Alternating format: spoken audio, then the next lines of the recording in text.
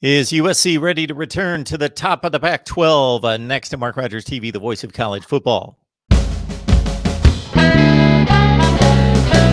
down the Trojans here at the voice of college football. We got Matt Lowry on the line from Conquest Chronicles, so please join him and the rest of the crew there at SB Nation talking USC football. We're just about 7 weeks away of what we hope is going to be football across the nation. And of course, in the Pac-12, the decision, much like the Big Ten, is to play conference games only. We'll see if the Pac-12 is going to tweak the current 9-game setup.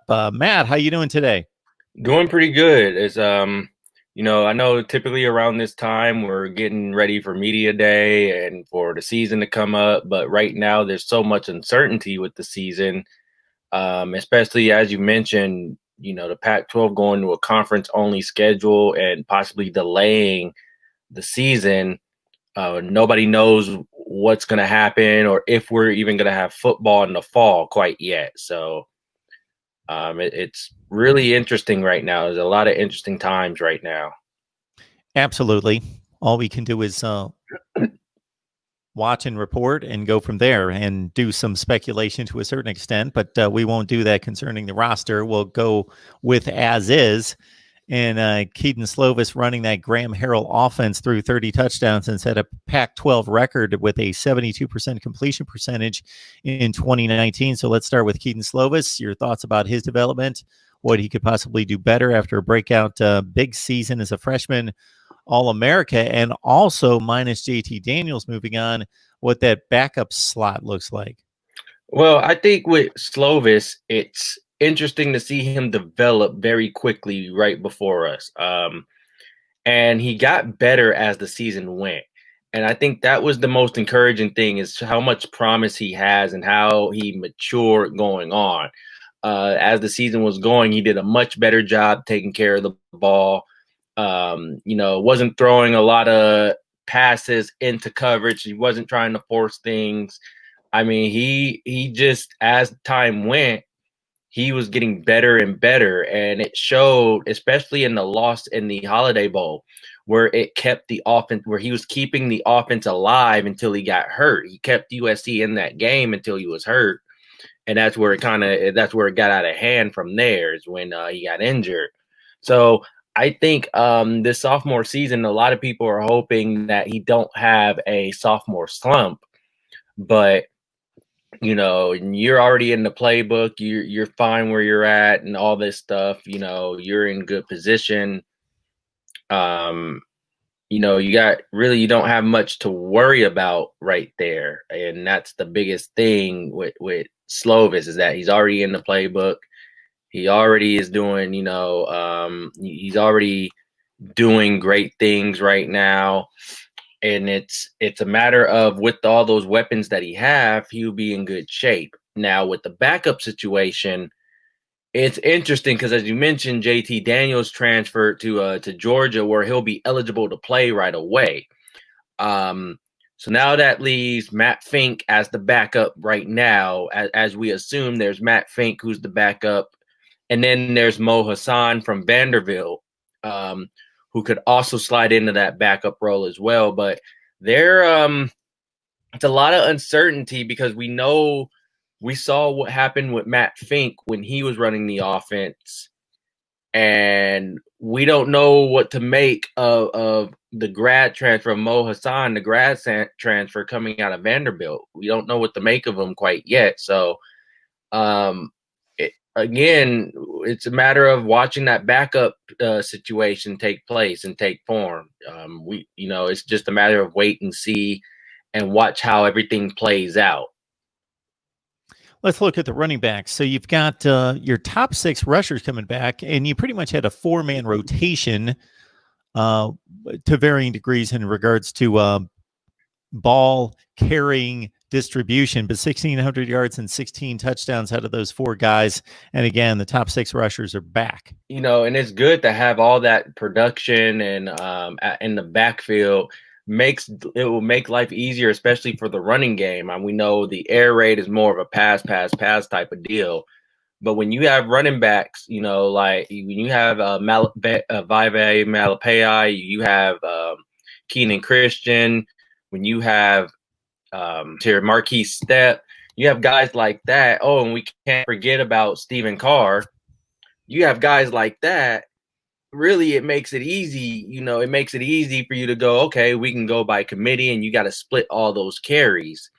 That's going to be interesting to how they split those carries, especially with Marquis Step, and seeing how he came into his own. I think he was averaging about 7.9 yards per carry. So that's very key when you have a guy like that who's getting that amount of carries. It's gonna be, you're gonna have to find a way to implement them into the offense, and to split those carries between them. So I think USC's in a good position. They have a good problem at running back. They have good depth at running back, but also keep in mind, you got to wonder how healthy these guys are going to be. Because how we got to this point was Carr was injured at a point in time, and then Malapai got hurt, and then Step got hurt. I think 3 running backs went down when they played Arizona, I believe, which led for Keenan Christian to step into that role. So now it boils down to who's going to be healthy enough. But if one goes down, you got another one that's ready to step up. Yeah, so the wide receiver position as well has been the strength of this team for a few seasons now. And with Tyler Vaughn's back after 74 catches, and Amon-Ra St. Brown, Drake London's an up-and-comer as well. You're set at wide receiver. Your tight end production is mostly back as well. Looking good there. Yeah, they are looking good at wide receiver and tight end. As mentioned, this is the best wide receiving group in the nation coming in. Tyler Vaughn and Amon-Ra St. Brown, it speaks for themselves right there. Drake London, how the way he came into his own this past season, played a huge role, and also was another wide receiver who stepped up and got better as the season went and found his way into a full-time role, into a starting role. But then you move into the 4th wide receiver spot, and you can go any way here. You have Brew McCoy, who many is really looking forward to play this season. How is he going to step up? You have to think he's going to play a huge factor in this offense. Kyle Ford was another to keep an eye on, but he tore his ACL during workouts, so he's likely out for the season. Who knows if the season is delayed and they move into the springtime, then that buys more time for Ford. But you have Kyle Ford there. You have Jackson III, who's also still there. And don't forget that USC also have Minor McLean, who's also coming back from an ACL injury himself, from a knee injury himself. He'll be back, as well as their freshman, as well as the freshman Gary Bryant. Gary Bryant. Gary Bryant, who's expected to play a huge role in this offense as well, and expected to see a good amount of playing time his freshman year. So they're loaded at the wide receiver position, and we could see them, rotate. And then at tight end went right back down again with Daniel Materbebe transferring out. He was expected to come back again with the pandemic hit, or we don't know what happened, what led to his transfer. It could be roster numbers or something like that. But now they have Follow, who can step up into that role as well as and be a starting tight end if they go that route. So you got Slovis coming back off a tremendous freshman season.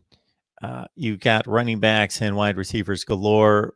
A plethora, probably the best in the Pac-12, if not the nation, at wide receiver in particular, and depth at running back. A lot of guys that with unfulfilled potential at this point. Okay, you need the offensive line. Are they going to allow the time and the space for those guys to do their thing? The offensive line, I think, is the biggest question here, and that's because of when you lost Austin Jackson. You're losing Austin Jackson, who I believe who was a first rounder right there. So he was going in the draft either way. But you have Elijah Vera Tucker, who's there. You still have him there. You still have guys who can step up and You have guys who can step into that role at the offensive line. You have Dietrich, who's also there, who is also pretty decent at center. So they have guys who's coming back who can step in. You have Austin Voorhees there. You have guys who can step up. The matter is the question is, we all saw how the Holiday Bowl shaped out. We saw how that shaped out. It was a struggle to get protection for Slovis, especially when you have a first round defensive end right there beating up a first round offensive lineman. So can you keep Slovis protected for a good period of time?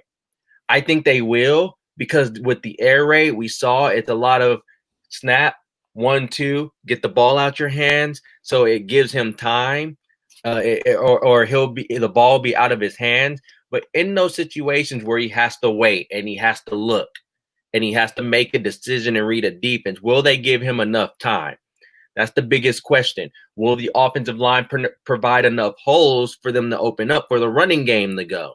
That's also a question that needs to be answered. And typically we would have that answered by now with spring ball and then going in the fall camp. But with COVID again, and we have to keep bringing it up with COVID-19 in the situation, this is a question that's left unanswered, and that we have to wait and see some more to see how this plays out. Folks, leave your comments in the comment section below. Your thoughts about USC's offense coming off 32 points per game last year and 455 yards of total offense per game, with Kedon Slovis coming off a 30 touchdown, 9 pick season in 2019. He should only get better as a sophomore. Matt Lowry on the line from Conquest Chronicles SB Nation. Please like, comment, share the videos out there on social media, and subscribe right here at Mark Rogers TV, the voice of college football. Matt, we'll come back. We'll do the defense.